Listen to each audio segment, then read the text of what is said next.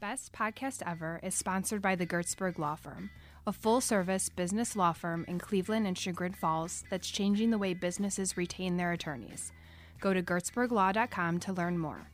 While you're there, check out Cover My Six, a complete legal audit of the 6 areas that most often create or prevent business lawsuits and government investigations. Go to covermysix.com to learn how we keep you safe. Enjoy the show. Ladies and gentlemen, you're about to listen to the best podcast ever recorded. Happiness. Ooh, that's a good one. Happiness is absolutely a habit. Yeah. You choose to be happy.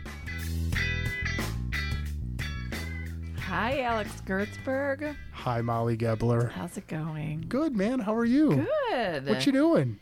Nothing. What about you? Oh, same old stuff. It's nice to see you on Good this to see you. post first holiday of various holidays weekend. Big storm coming, I hear. Yeah. Yeah. It wasn't too bad this weekend, though. It's getting cold and rainy and yucky right now. I went to the ER on Saturday. Tell us You more. want to hear about it? Sure. So we went out on Friday night and drank a bunch. And then on Saturday, I woke up in the morning with this stabbing pain in my head, in the back of my head, Welcome to my life. I thought it was just a hangover or like a migraine or something. And it would come like once an hour. And it felt like someone was stabbing me right in the back left part of my scalp, right? And was it a cluster headache, did they call it? Or a cluster? No, but I saw that phrase keep coming up when I was researching what this was. And it killed. And it would last for like 5 seconds, right? And I've never felt anything like this before. And then it went from being every hour to every like 20 minutes. And then I started freaking out. And I thought I was about to have a stroke. Aneurysm or something. Yeah. Right. So I went to urgent care over here and they did all these stroke tests on me and said, yeah, no, doesn't seem to be anything neurological. But if you're not sure, and on top of it, I felt like kind of disoriented and dizzy and dehydrated. The problem was I couldn't figure out if that was just hangover. Right. Not, which has the same symptoms. Which one? Right? Yeah, which one is in which category? Yeah. And then, but this thing when it hit, it did feel like someone was stabbing me. It hurt so bad. Like, do you ever have a pinched nerve? It felt like that, except in my head, So I took an Uber to Hillcrest emergency room, which, by the way, Uber, man, I think that if you're a smoker and you're an Uber driver, you better say, like right there on your thing, my car is going to stink like smoke. Right. Because that's what this dude's did. And I just wanted to jump out of his car. It drove me crazy. I think there might be rules on that. Yeah. Well, this guy wouldn't follow. I gave him a 0 star. Good. And 0 tip. Anyway, so went to Hillcrest and then sat there in their ER, and they did a CAT scan on me. Right? I had a CAT scan done and they were like, yep, no tumors, no stroke. You're okay. I think it's this thing called occipital neuralgia, which is kind of like a pinched nerve. Right? And they said there's not a whole lot you can do about it. You just got to let it happen. And you could take muscle relaxers and these other things, but don't take them unless you have to. So they prescribed me some. But yeah, so that happened on Saturday. That's how I spent. So it just went away? It still kind of comes back a little bit. Like yesterday, it came back once, and then this morning it came back once. So what were you doing the Friday I don't night know. that you're pinching nerves? Well, we went to your dudes at Crew. That was awesome. It's a great place. Yeah, I had some cognac over there, and then we went to the Greenville. Oh boy. And that Crew to the Greenville. Yeah. We went from one part of society to the other. But Greenville, it was really funny. Greenville had this blues band. You might have heard of them. It was called the Armstrong Bearcat Band. Oh, yes. You know those dudes? I do. So, I know the lead singer very well. Butch. Butch? The bald guy, right? You want to hear a funny story about him? So when when I was 16 years old, and I told him this on Friday at the Greenville. When I was 16 years old, I had a fake ID, and there were only like 2 places in all of Cleveland that would accept that thing, and one of them was the Euclid Tavern, right? Okay. And the Armstrong Bearcat Band would play there every Sunday night. And being a 16-year-old with a car and a fake ID who just wanted to use both on a Sunday night, I would frequent the Euclid Tavern. Wow. 16, 17, 18 years old, right up until 21. And I would see those dudes there every Sunday that I went there. And this one day that I went there, it was Butch Armstrong's birthday. Oh my god. And people kept giving him shots. I reminded him of this story, which he didn't remember because of that. He was getting shot after shot all day at the Euclid Tavern this one time that I was there. And then this one waitress gives him a shot, goes behind him, and then pulls his pants down while he's still playing. And you know what, Molly? Did he not have underwear? No underwear. Oh Never skipped a beat. He just kept right on playing. I still remember it was an Allman Brothers song he was playing. Oh my and he just kept right on playing until the end of the song, which was like a 15-minute song with his pants around the ankles. Oh my gosh. Oh, it was hilarious. Wow. Yeah. Wow. So we had a drink actually he just drank water. I think he might have stopped drinking, maybe because of things like that. Yeah. But we had a great time at the Greenville till the next morning. And then I had stabbing pains because of whatever they put in there. Well, thank goodness it wasn't anything serious. I know, right? Yeah. No migraines for you this weekend, Molly? Actually, I did have a migraine this Did weekend. you? Yeah. I'm sorry. Yeah. Yeah. You want to talk about it? No. No, it's not exciting. All right. How did that whole Christmas tree at the township hall thing go? The lighting was beautiful. It was a great night. It was just a great night weather-wise. There were thousands of people to watch. Really? It was amazing. Yeah, the whole Triangle Street was Oh, you're talking about the lighting. The lighting. Yeah. And then everybody came to the township hall. Right. So we have trees over there that are up to $180, $200. Oh, Yeah, for to the raise bidding. money. Yeah, for And the bidding. and where's that money going? It goes to the to staff the visitor center Oh, that's right. How long is the auction going until Sunday at 1. Okay. So by this time that people are will listening have to that this. little tree in their house and Yeah. probably cleaned up by now. Christmas is probably over at this point. Right. Well, thanks Who for knows? donating local businesses and thanks Yes. for buying local bidders. Yeah, we had a great shop small on Saturday. Did a pancake breakfast and Good. Saw that. That was fun. It was nonstop over the weekend. Yeah. Are you happy to be back at work today? I mean, it was all work, pretty much. Okay. Yeah. So who's our guest today, Molly? I'm so excited. Our guest is none other than Jan Jones, who is Jan Jones. TV host Extraordinaire. Just legendary. Miss Cleveland, you legend. might say. Mm-hmm. Yeah. Yeah. Which between her and Larry Morrow, we've really had a couple of really big Cleveland names on this show already. For sure. Right? Yeah, she's a legend. I mean, she's an absolute legend. And every time I see her, whether it's driving past her, walking past her, she always has a smile on her face. Yeah. Like just the happiest person in the world. So here, let's go through it. Right. So she was on Morning Exchange, which was a like the precursor to Good Morning America. Joel Rose and Fred Griffith. Yep. And she's gonna have to remind me. Red hair. Wow, she's gonna have to remind me. The red hair. She was a lady. Dorothy Fuldheim. Yes, Dorothy. She died not long ago, didn't she? Yeah, she was part of that original You're right. group. Yeah, she's a legend in Cleveland For sure. too. Yeah, we'll talk about her. She has a story about Dorothy, I think. Yeah. I think Dorothy kept candy in her drawer or something. Interesting. Yeah. Yeah, so that was 1979 to 1983. I actually remember that as a kid watching that. Sure, because then it moved in. Oh, no. Then she moved into PM Magazine, right? Then it was PM Magazine With Michael Stanley. from 1991 on.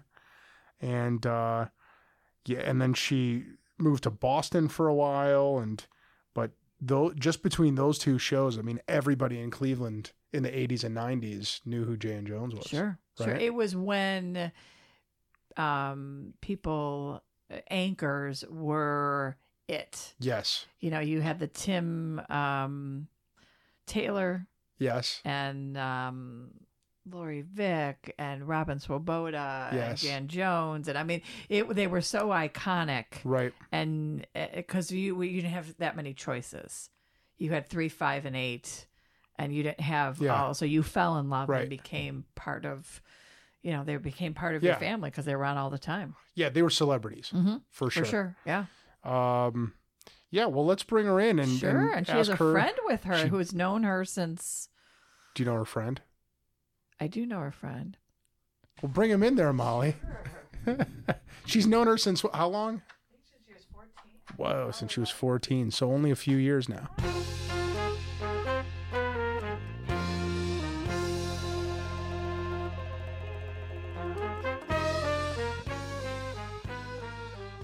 I always get really self-conscious when we have like radio and TV Beautiful personalities here and beautiful ladies for different reasons. But because I always think, man, they're used to like these $1 million setups, in these studios. And here we are at the Gertzberg Law Firm conference room with a couple. Time that you, I mean, I'm guessing that you're taping now, so because you're being so animated and involved. What are you talking? That's how we talk. You know me. I'm always animated and involved.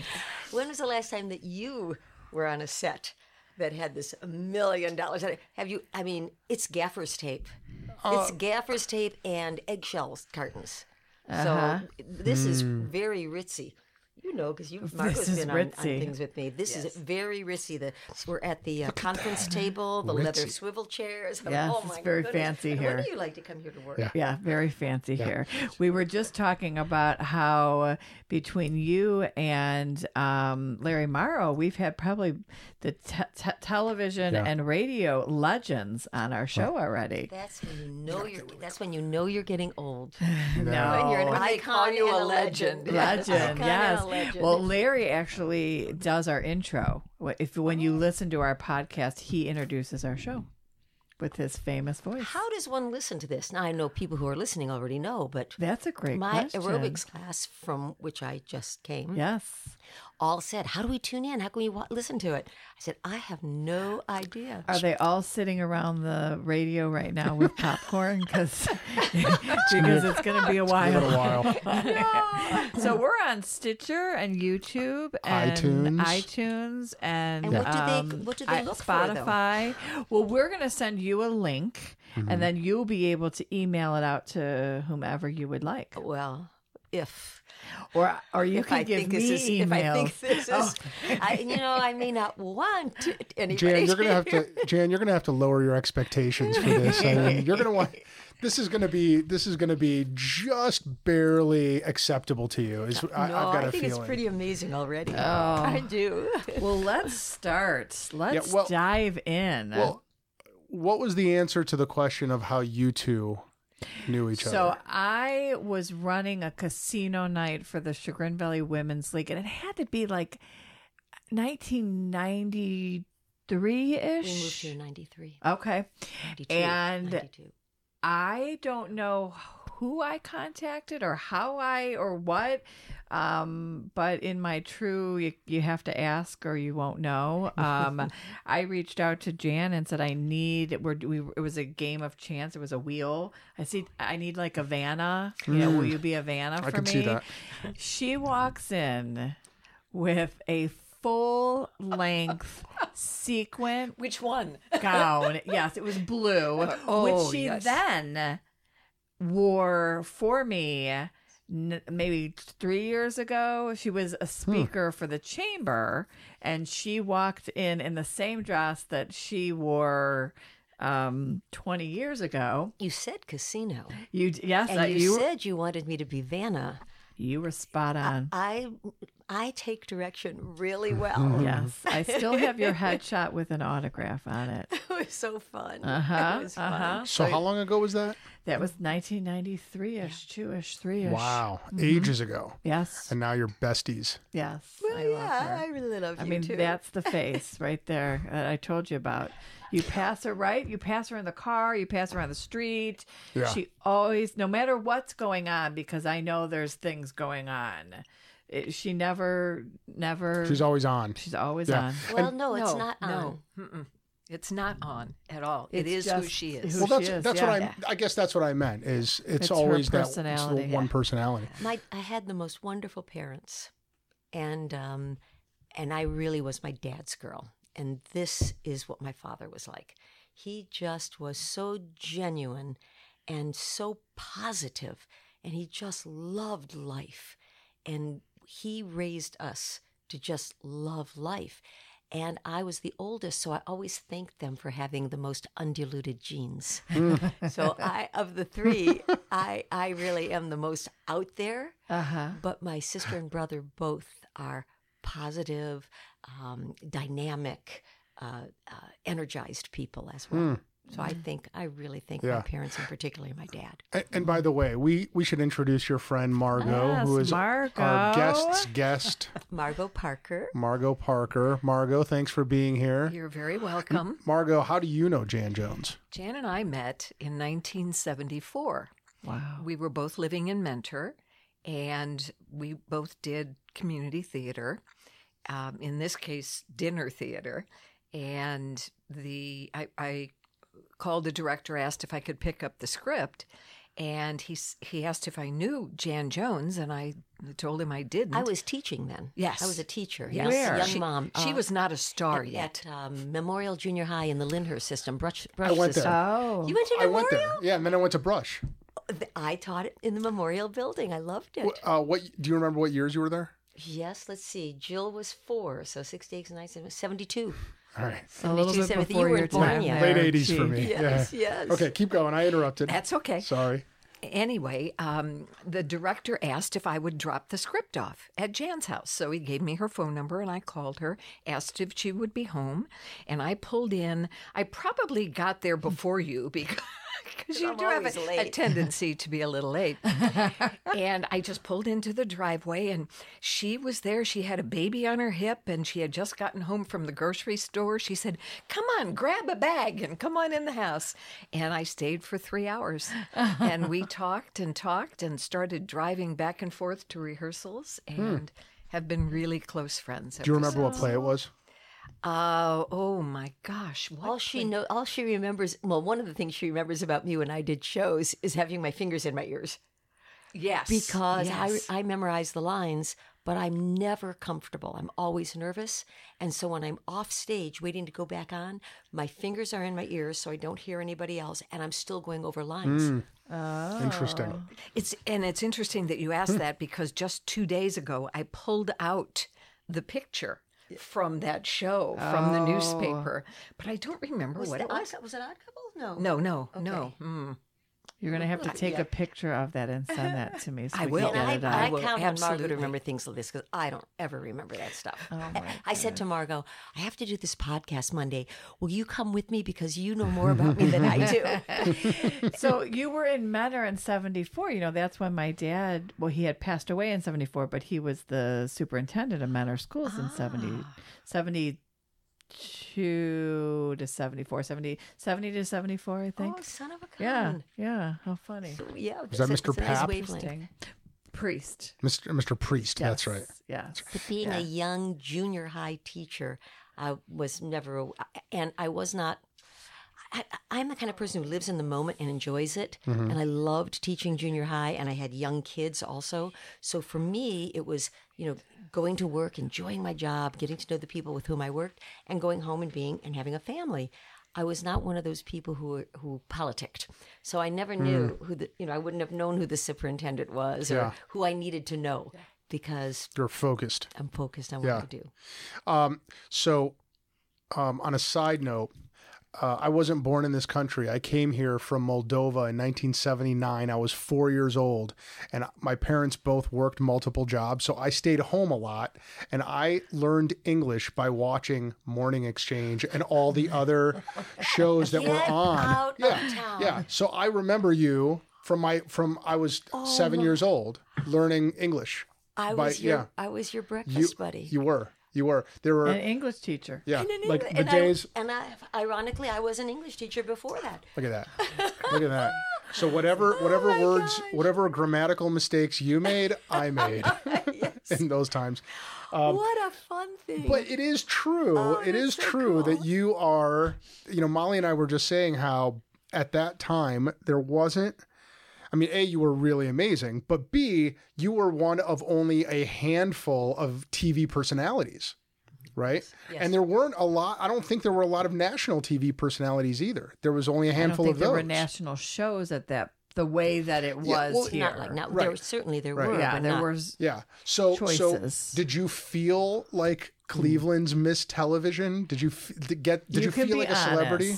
honest. No, I never felt like a celebrity. Really? Ever. No, because when you wake up at 5:30 in the morning to drive 40 minutes in traffic to be on the air and then talk to people for 2 solid hours and then have to do your homework and get ready to do the weather and then do the weather and then stay after the weather to prepare for the next day and then drive all the way home to Mentor or Macedonia or wherever you live to take care of a baby and a child and a husband and a house. No, I never felt like a celebrity. You just felt tired. Ever. I loved what I did. And then you turn around, and because I had the perks were at that time, like if the circus was in town and they'd have a big media party, I could take the kids. So I'd go all the way home and then I'd make sure that there was dinner on the table and then say, okay, let's go, guys. And put everybody in the car and drive all the way back downtown to Cleveland again so that we could enjoy what there was to offer for the family and then come back, make sure that they got their baths, their homeworks, their bed, got in bed so that I could then do my homework so I could start Yeah, again. that's exhausting. Now, these young women who aren't married or who are married with no children and they're on an upwardly mobile track in their career, that's a different story.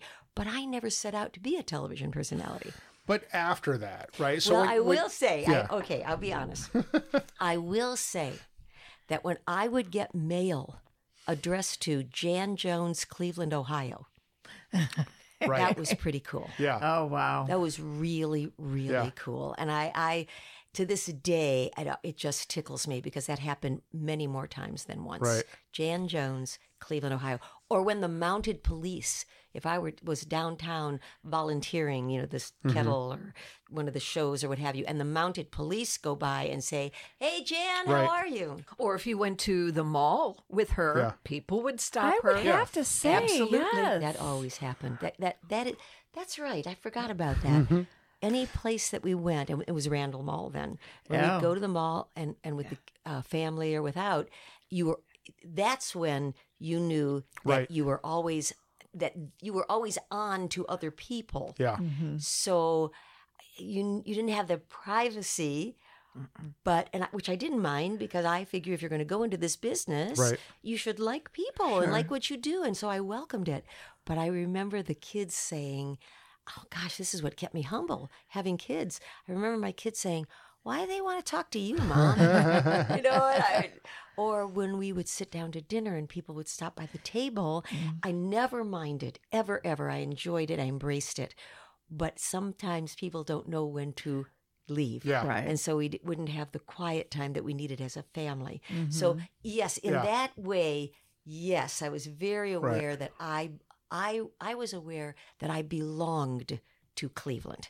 I never felt like a star, but I always felt like I belonged to the city. The city owned me, and I loved it. Now, you said that you didn't anticipate that wasn't what your plan was to be in TV or a personality. How did that journey start then? So you're a teacher. Right. I was always in theater. So I loved theater. And when I went away to college, Michigan State University in Lansing, I started out as a theater major. And I remember as a sophomore, just really confused, not knowing I actually was in art also. And my dad, I called him at the office, and he was in advertising specialties, no surprise there, taught me all about sales. And I remember he turned off all his phones, sat down in his office, and talked to me. I'm on the payphone calling collect, and he was so kind and so wonderful. And he said, Jan, why don't you get a teaching certificate? At least you'll have something. You may never use it, but they can never take it away. Mm-hmm. And then you'll have something, and if other things don't pan out. And I was so grateful to him because I ended up being a speech and theater major and an education and English minor, and started teaching, but still did theater and community theater and directed the school theater. And then one of my community theater directors said, you should be doing commercials. And it was at a time when the women were they were more glamorous, at the beginning, but it was changing to more the girl next door type or the mom type, which I was. And I said, well, how do I do that? And he gave me pages and pages of names and addresses and phone numbers. Now I was still teaching. And I started making phone calls on my lunch break or after school to make appointments with advertising agencies in the city. So I would teach all day, then I would drive to Cleveland, make a couple appointments, drive back, pick up my kids in nursery school or after school, and then do my life. And the irony of it, and at that time I learned that if I was going to work, I had to be a member of AFTRA, the American Federation of Television and Radio Artists. And so I joined AFTRA. The funny part here is that after all that back and forth, I never got a job from anybody who I had an interview with, but I kind of felt like the pheromones were out there, the energy was out there because planting your seeds. Then I got a job. I got a call from somebody saying, Jan, from the AFTRA office, TV8's looking for a weather girl, and it's a weekend job. For the weather, you want to go and audition for it? And I said, gee, I can't work weekends. I had little children, but they've never hired me for a commercial. I've never auditioned there. What the heck? I have nothing to lose. I'll go and so they'll know me. Maybe they'll, grab me for a commercial or two. So I went. I called WE11212 and listened to the weather. And then I watched Dick Goddard. Oh, yes. And then I went to do my audition, which was magnetic boards. I had such a good time because I didn't want the job. So I was very loose. I was full of personality. I had a lot of fun. I knew how to look in the camera. I don't know why. Because with theater, with teaching and speaking, you look all over. And with theater, you have a wall, the fourth wall. But I knew that you are in that little lens. So I had a good time. And thanked them and gave them my information. And a week later, I get a call. They wanted to hire me, and I said, I'm so sorry. I can't work weekends. I have a family. They said, it's not weekends. It's weekdays at noon. And I was on one of those wall phones in the kitchen, and I slid right down the wall because it was perfect. Yeah. Right. But you were still teaching. So you gave up teaching? I'm sorry. When I was doing commercial work and so forth, I was teaching. But then I had my son. And after I had the second child, I thought, no, I don't want to work. I don't want to work full time. I'd like to work part time. And that was the commercial work. And continued to do commercial work. And then I got this call. And weekdays at noon, that was pretty wonderful part time. And that's how I got started. It was really wonderful. It really was. And Dick Goddard gave me the little golden book of weather. Remember the little golden books that children got? Jan, this is all you'll ever need to know. Oh my gosh. Is there actually a golden book for weather? There was at the time. I wish I still had it. I'm sorry I don't. I don't know. I wonder, I'd love to get everyone around this table's thoughts about weather personalities on TV with respect to this concept, right? This thought. So I think that back then, so we're talking about 80s, right? And I was not a meteorologist. I was the weather girl. Now they are meteorologists. Well, but so now you go on your phone and you know what the weather's going to be for the next hours or days or weeks, minutes, right? Rain in 15 minutes. Yeah. And the meteorologist / weather girl, whoever, is really using the same information we're using, right? Except they're on TV. I wonder, like, I don't understand it anymore. I don't understand. Is the purpose of the meteorologist on TV To cause panic. Is that what it is? I feel like that's what all they do. That's all they do. Even if it's a rainstorm, it is a torrential rainstorm. Or if it's wind, it is the highest wind that we've ever seen in a century. Like nothing is ever just what it is. Right. It's all drama. There was a clip recently on TV of just that thing with a weather guy doing the whole moving in the wind, and then two people just walked behind him, and there's no wind at all. Their hair isn't even moving. Yeah. Yes. It was funny. Yeah. They're always like wading through like knee-high water. Yes. Yeah, I will say Yeah. that during the blizzards, the late 70s, when we had blizzards. I mean, when everything was 77, 78. I mean, I even have buttons that say I survived the blizzard up. I will never forget my producer calling me really early and I thought he was calling to say, Jan, stay home. And I little ones at home. Right. He was calling me to say, Jan, you might want to leave early today. They're shutting the freeways. They're closing the freeways. I said, you've got to be kidding. He said, nope, you may want to leave early and take this. And the thing was, I was a single parent. I needed the job. Right. I worked a lot out of fear because I really needed the job. And so I did, and I will never forget going on, and it was dark, and the freeways were closed, and I had to get off at like 156th Street because I was coming from the east. I mean, the policemen were there with the lights going. You could see from me to the end of the table. That was it. I mean, you're going 5 miles an hour because I knew that cars were being abandoned. Right. And what if you're in the lane that there's a car abandoned?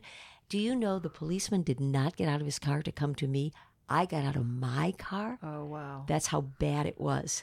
And went down. And then we stayed at the Howard Johnson's that was next to TVA yes. because we couldn't go home. But they were asking me to come in to tell people to stay off the streets. Oh, my gosh. I don't get it. You know what else they've got now is they will have the meteorologist in a car driving down the highway with a cell phone cam, right? I mean, I just don't. It just doesn't seem like there should be a whole job for somebody to do what any of us can do anymore. Well, I don't know. I'll I could say be wrong. this though. You're pretty personable, but it is not. Stop it. I mean, people will say, oh, it's so easy to do. Well, if it looks easy, that means that person is a pro. Because when someone is really good at what they do, it looks easy. And I can assure you, it is not easy. Yeah. And you know why? Because you're reading your phone. You're reading your phone. Big deal. These people are memorizing everything that they possibly can so they can look in the camera and tell you. I mean, I used to pull the wires and and write out what I wanted to write and memorize, but they're memorizing and trying to make sure that they cover everything. And now in this day and age, they're covering east side, west side, south side. Yeah. And because of ratings, they're trying to be as local as they can be so they can tell Avon Lake what to expect like they can tell Chardon. Right. And as you know, in Cleveland, that is a world of difference. So, no, it is not easy to do what they do. But do you need all of that when you have your phone? I don't know. Yeah, and I would not ever imply that it's easy because I know especially how... you can tell the fakers, right? There are people who get on TV and you can't wait to change the channel on them, right? Yeah, no, I totally, I'm with you, Jan. It is a difficult thing, and you're right. The professionals do it well enough to make it look easy. People used to tell me, oh, it's such an easy job, and then if they had to be a guest or they came to view or something, they would freeze. Right, and they realized, it's not so easy. Hey, Molly, let's play this game. How many marriage proposals do you think Jan got while she was on TV? No, I'm going to guess a number, and you guess a number. And Margot, but you won't know the answer because I don't know. Okay. She's so many she doesn't know. Can we do a range? No. Can we say how many digits are in that number? No. This is so funny that you said that. I don't know. I don't know. I never thought that I was intimidating, but I guess maybe it is kind of hard when you're a personality, because I was single a long time and wondered why nobody was asking me out. Wow. I was young and vivacious and out there, and Michael used to tease me when I was doing PM Magazine. He used to tease me, and he'd say, "You're getting desperate, Jones." I'd say, "I'm not desperate. I'm just open. People need to know that I'm single and that I'm open, to invitation." See, I would think that when you were on TV, guys were mailing in marriage proposals to you like every other day. No, but I didn't get married. Oh, here we go. I didn't get marriage proposals, but You were know asked what I'm out. thinking about. Oh, All right, gosh. let's hear this story. There are a couple of embarrassing things. Oh, we Perfect. love it. The more embarrassing, the better. Two stories I can tell you from Morning Exchange. We've got I was time. young. I was so young and so innocent. I got this beautiful handwritten letter, and from a nurse, a male nurse, and he had just thanking us for the show and how much it meant to him, and that he had been Fred's nurse at some point when Fred was in the hospital. Just beautiful. And he said, and I'm including a picture just in case you might be interested or something like that. The picture drops out. Oh, no. This man is on his knees, full frontal nudity. Oh, my goodness. I was in shock. But I you will call tell him? you, every secretary on all 3 floors of that building were in our office that morning. Wow.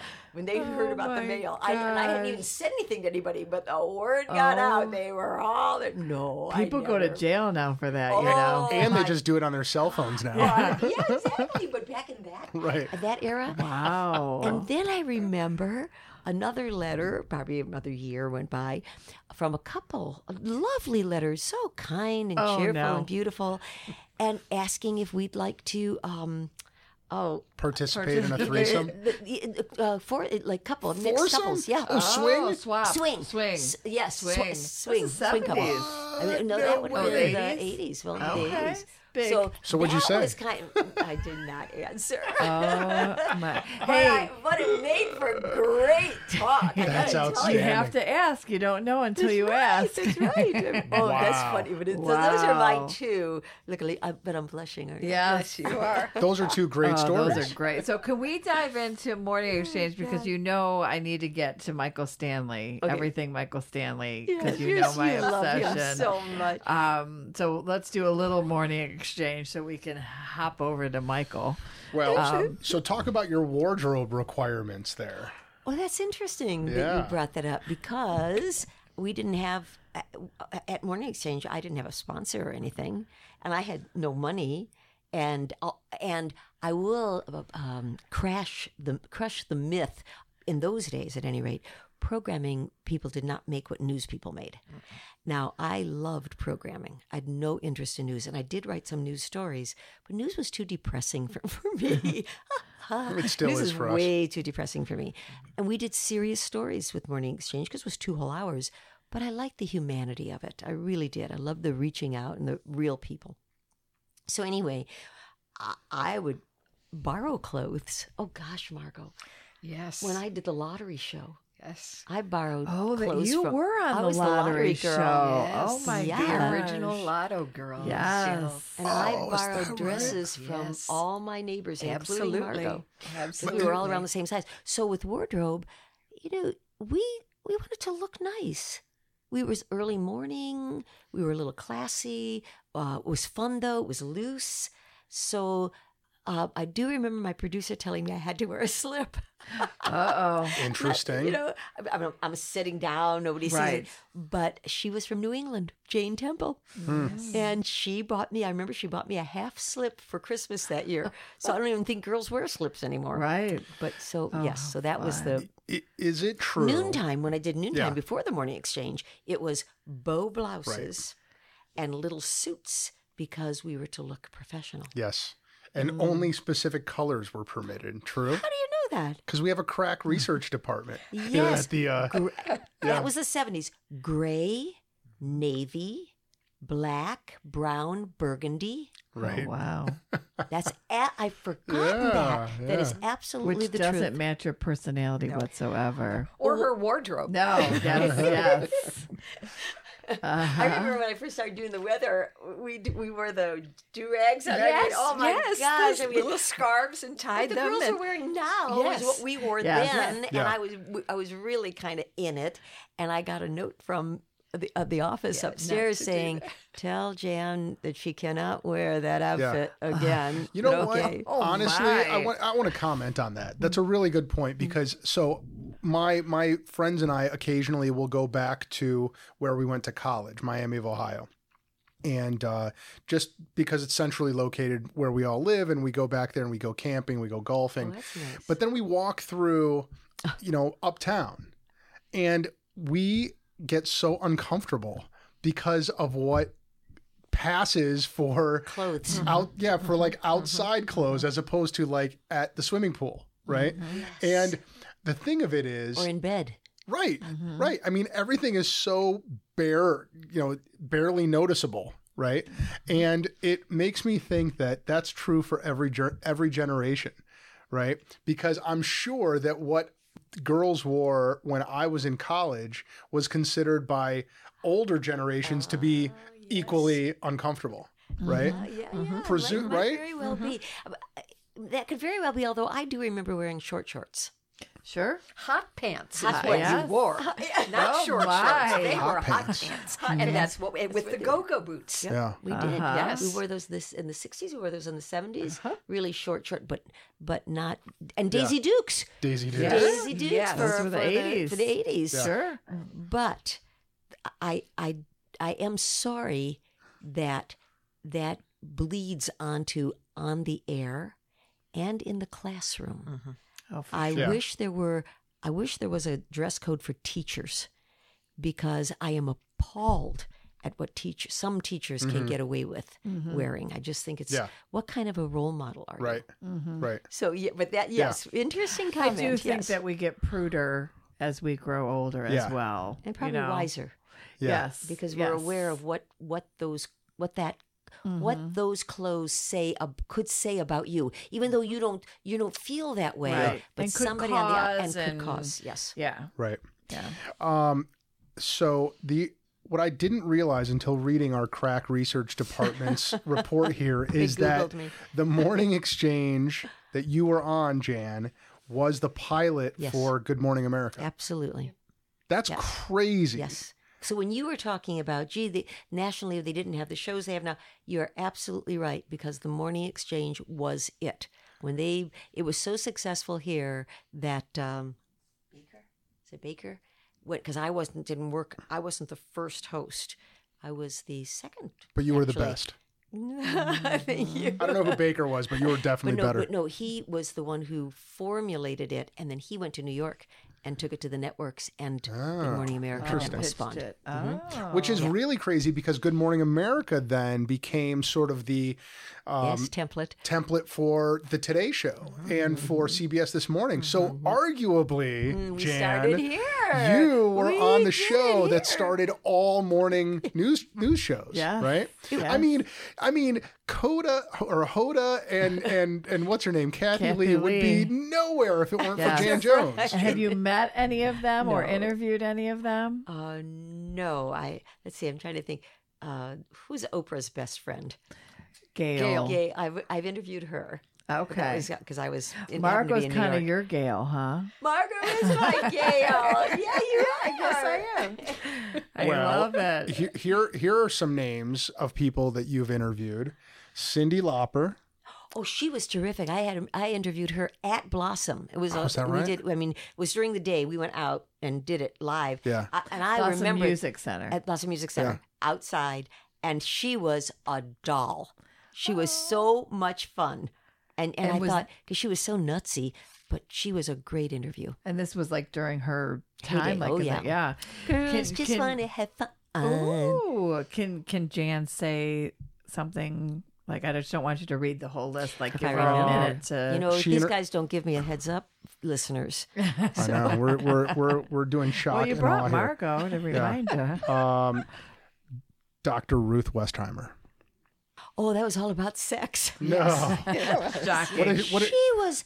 Did you learn anything? So sweet. She was so funny. She was exactly like you think she is. Exactly. And that's what was so fun is when you do 2 hours live in the morning, you really have people who are themselves. So yes, she was real. I mean, she knew her stuff. She was a Holocaust survivor. Do you know that? I did not know that. Yeah, she was in a concentration camp and then came out and became like the world's leading sex therapist. Wow. Yeah, it's pretty crazy. Dinah Shore. Oh, I remember, favorite. yes. And Who was just she married to? Well, you remember her affair with Burt Reynolds is probably because. Oh, yes. But I can remember us sitting around the table talking with her, and I think she cooked with us, if I'm not mistaken, because she was into a cooking phase at that time. And again, so generous. These big stars are so generous, and they're very laid back. And they may be promoting something or what have you, but a real star, they understand that the more you give in an interview, the more you get back. Yeah. So the people who are just starting out, you ask them a question, they say, well, in my book or in chapter 3, and say, no, just answer the question because that'll make people want to buy that book. Right. Next. Larry Morrow. Oh, Larry is he's I think one of the highest compliments that I was ever paid was that I was the female version of Larry Morrow. We just said that only a few minutes ago. Yeah. Just one of the highest compliments. He do you guys stay in touch? Well, I run into him. That's how we stay in touch. Yeah. I'll run into him in a restaurant, I'll run into him at an event or something like that, which is really sweet. We had at the Chamber a couple years ago, What Are They Doing Now? Like a series, and we had Jan and Larry and Bob Golick and Lori Vick. I think that might have been and it. Bob and Lori and I did it together. We were all Slovenian. Yes. The three of us are Slovenian, which is really funny. Oh, yeah. I saw Larry. He was in the next section over at Progressive Field a few months ago. I went to a game, and I wanted to go over and talk to him and say hi, but he was surrounded by a throng of fans or just people or just other people. I don't know. So I let him and go by. he's so down to earth. He's so amazing. When you are friends with people who are so real, you forget about the celebrity status. And so it's just normal. And he is That's really how normal. I feel about you. I really am. I just don't even realize how you famous see me she in my is. leggings and I my do. T-shirts, no makeup, Working dirty out. hair, and I'm waving at you at the window saying, Yes. come on down. Yes, she is. Mr. T. That was a shocker to me. Oh, yeah, how was that gosh. interview? Oh, he was a big guy, and he put all his gold chains on me. Is that right? Oh, yes. Did you stand yes, up? Yes. Oh, gosh. I don't pity no fool. Oh, my gosh. It's so funny that I even remember these things. I think it's because I have pictures. I have studio pictures in my albums, and I still believe in albums. So, yes, he was terrific. Yeah. There's a bunch more on this list, but I'm not going to go through them all. But this one is really funny because it comes with a picture, and it's Richard Simmons attacking you. Look at that. Hi. You see What's this? going on Yeah. there? Richard Simmons was totally wild. You never knew. He was just like a loose cannon, and he was, he was out there. Has he passed away? No, I don't he's think still so. with us. Yeah, right? I think he's still doing stuff. Look how But I angry Jan is never right knew. there. Well, I was scared because I didn't expect it. And I don't mind people in my space, but when somebody jumps on you on the couch, I was Walk scared. us through this moment. Like, why did he jump on Well, you? I think I've actually got a couple of pictures because we were doing the interview, and I always sat on the couch next to the guest because Fred had the chair. So he would jump up and in front of the coffee table do his exercises or teach something or what have you. But he turned around and jumped at me. And I was so what you're seeing is the shock, So yes, I mean, you never knew what to expect. I will say though, I wish I could remember his name. The middleweight or middleweight champion, boxing champion, Larry Gaines, maybe? I can't remember. But Larry Spinks? Maybe that. I can't remember. I don't know. Good looking, lean machine came in the morning in a pair of black leather pants. Oh, my. And you knew he had no underwear. How did you know, Jan? Black leather Wow. pants. Oh, my. I don't Oh, remember my. the interview. What's your worst interview? The one where the whole time you couldn't wait to be done. Oh, I can't. I truly have to say I can't remember. Although I suppose if I really searched my brain, I could. But I will tell you one of my most difficult interviews.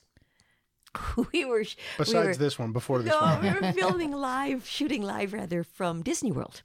And so we were there, at 7 a.m, what have you. And that's wild to watch because all the people in their white clothes are cleaning, trimming, pruning, blah, blah, blah, blah, blah. And then when they're ready to open at 10, everyone has disappeared. It is amazing. So we were all set up for an 8 o'clock start, obviously. And just before the show, they said, would you interview Mickey Mouse?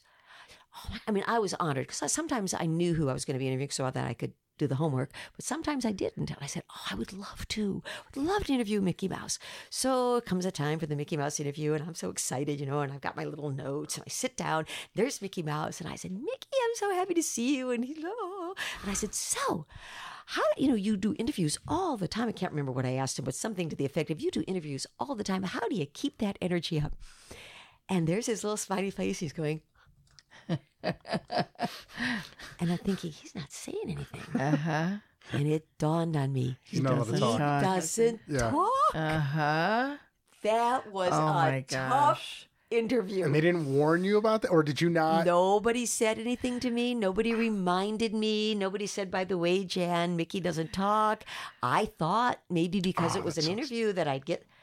Oh my goodness. Gosh. But that was a real learning experience. That's awkward. I kept smiling and I had questions and I had answers. See, and now I read his body language. If that happened today, you would be a viral video. Although it has the most awkward video. We're going to find it and bring it back and make it viral. But I don't think that the viewers knew it was awkward. Right. The viewers didn't know it was awkward because I didn't let them know. Good. My job was to make it look good. Right. And so I did. Although I do remember, and this is on video because we actually got a royalty check from Japan for our Funniest Home Videos when we were ice skating and starting the show. And I went to ice skate through Joel Rose's legs and didn't make it. And we all fell on the ice. There was another something. It had to do with, was it a golf cart and you and Michael? Oh. Yeah, that was not good. I cried. Yeah. We were on golf carts, and we did our ins and outs for stories, and we were going to say, "Okay, Michael, it's time to go." Boom, and he was where was he? Must have been in the back because I didn't realize I put it in reverse and stepped on the gas and hit him. Yeah, yeah. And I jumped out so fast, and I cried. Because I was so afraid. And he was okay. Yes. And he, teased me about it. But I was really afraid. Oh. We're really afraid. Just as an aside, have you ever read any of the rules that Disney has for their employees at the parks there?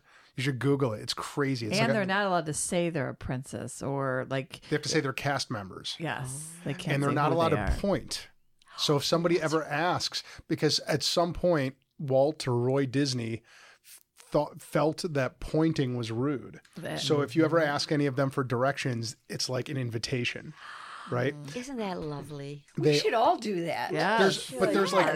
There's like 20 rules there that sounds like it's in a cult. I mean, it's the craziest thing. But when you go to Disneyland, Disney World, any place in the world, It's an experience. you know what to expect, and it will be the best Right. experience you can get. Yeah. So I don't think that's so bad to have rules. Yeah. No tattoos. No tattoos, no alcohol at Disney World. How wonderful. Yeah. They have No drunks, that means. yeah. They let them, but they do let them have it at Animal Kingdom. Oh, Just that's not Disney interesting. World. Yeah. They're both Disney parks. And it's children. Yeah. It's a children's place. Yeah. So they want to keep people safe. Mm-hmm. I'm all for it. Yeah. I am. And it's not because I'm old. I was this way when I was young. Mm-hmm. I And was we were this way. all taught that pointing. I know. Growing up, I was always taught that pointing was rude. Really? Always. I never. That was a huge. Because pointing when you're at giving somebody. directions, Yeah, you're right. giving Sure, but directions, you but, wouldn't they point can't at point to people. give Yeah, directions pointing either. at somebody It's is always an rude. invitation. Yeah, but not. But yeah. Oh, funny. What was a favorite interview? What was the when you got the call? I loved interviewing Tom Jones. Oh, Tom Jones. Did he have I leather mean, pants on? No, he had a cashmere jacket and an amazing haircut. And I remember coming down. I was coming down some steps and I came around from behind him. And it is my wont to. I'm a toucher. And so I put my hand on his shoulder as I came around, just to let him know that I was there. And it was the creamiest cashmere. Oh, I'm very tactile. You can tell, can't you? Leather, cashmere. funny. Holy cow. I mean, it was so beautiful. And he was wonderful. And then years later, when I was doing commercials for Mountaineer Racetrack and Gaming Resort, Tom Jones came to do concerts. And I invited my parents, and my brother and sister flew up from Florida. And we went for a weekend and had front row seats. And he was just as terrific as you. And because he gets himself, he laughs, he jokes, he teases about himself. So I loved that. That was a great interview. Best haircut, Jerry Lewis. Best haircut, Jerry Lewis. Best haircut at that time. Every hair. Tink, tink, tick, tick, tick, tick, tick. Never saw a haircut like that. Interesting. And only wore his white socks once and gone. Given away, donated. huh? Interesting. These are things that I remember. Any crazy writers that or like demands from any of your interviewees that? No. No. I've heard those stories. I think it's more with, I'll tell you the truth. I think it's more with the handlers than it is with the star That's right, itself. the handlers. Because, if somebody asks me what I want, I say water, which, by the way, you didn't even get me. I know, we're so rude here. So From I the thought- tap, Alex just Gertzberg. water. But anyway. Can I get you guys some water? We have bottled water. I know, We have. you're working. No, It's no, no. okay. Oh, no, See, this- I'm not demanding. But I think that when you hear, maybe they're high on drugs or something, but I think it's more the entourage who's like, I want this, want that. J-Lo changes her toilet. Is that true? She Toilet does seat? not. Yes, Not all the comfortable. toilets are changed in any dressing room prior to her coming. Seriously, would you guys like some water? I feel bad. Good. No, Don't are you feel sure? bad. No, You want some scotch? no, thank Want some you. vodka? Flow We got some vodka. Flow vodka back there. No, wine. We have wine. No, More? I'm not a wine drinker. Margot? I'm not a drinker. I mean, when you see me with a drink, that's really rare. I'm not much of a drinker. I'm Absolutely. so high. I'm so up. I remember being in school, in college. I mean, I didn't even drink much then because I was so up and so full of energy that I used to say to people, could you imagine what it would be like if I drank? I mean, so no, I've never needed alterating drugs of any kind, alterating substance. You know what else? I ski and I dance. And dance is a wonderful endorphin. And I remember when I skied with my son when he was young, junior high school, going up a lift at like Peak and Peak or something, and it was a sunny day and the diamonds were sparkling in the snow. And he said, "Mom, look at that. That's my drugs." Mm-hmm. And I was so dumbfounded by that because he was right at that age where you start to worry. And he brought it up and said, "That's my drugs, Mom. I just love the feeling that I have being out here in nature." And then I would do anything I could to make sure that he could ski. And then he ended up being a competitor. Yeah. But yeah. So anyway, you want to talk about Michael Stanley. Who What doesn't? a guy. I just saw Who him. doesn't? Did you? I'll give you a report. Now, I really do need to talk with him too, because Yeah, this is a kind of a benchmark time. This is 1 year since his triple bypass surgery. Yes. Would you like to have that meeting at my office? I would like to offer my office for that particular Or our next meeting. podcast episode. Yes, or he could be a guest on the Best Podcast. I will should be, tell period. you, I would love to surprise you someday, but he has, he's been recuperating Yes. and he's doing very well. Is he performing at all? That I don't know. I don't. Okay. Here's why Michael and I got along so well. I wasn't a fan. I didn't have time. I didn't listen to songs. I didn't know who people, except in the radio on the way back and forth to work when I was listening to the weather so that I'd know what to say, or the news so that I'd be on top of things. But I didn't. And my kids were not an age, so Right. they weren't followers. So when he was asked to fill in on the morning exchange, I didn't know who he was. Oh, that's And so I treated him like anybody else. And so we were very friendly. Uh-huh. And then when we had the opportunity to work together, it was really neat because we were both coming from live. He from live performance, I from live television.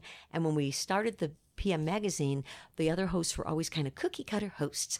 Hi, and they always kind of looked the same and talked the same. And Michael and I came and we were so different, and we wanted to appear live. And so our crew had to get used to us, because when we'd make a mistake, they'd want to stop. And we said, no, don't stop. Let the mistake be there. Let people know that we're human. And we ended up being a really good pair because we were so different. Oh, yes. He and I used to be on the same smoker schedule. So I was in the Halley building and WNCX was in the Halley building. I was in-house counsel for this company that was there. And at the time I was a smoker, and we would go outside and I would always turn and see him there. He would just like play a big long Led Zeppelin song that would like Stairway to Heaven would go for like 12 minutes. And then he would just go out and have a cigarette. And I always wanted to go and say hey to him, especially because his daughters also went to Brush. Yes. And I sort of knew them there, but I thought, you know what? He needs his space. his I'm cigarette. not going to invade his space. I'm going to smoke my smoke over here.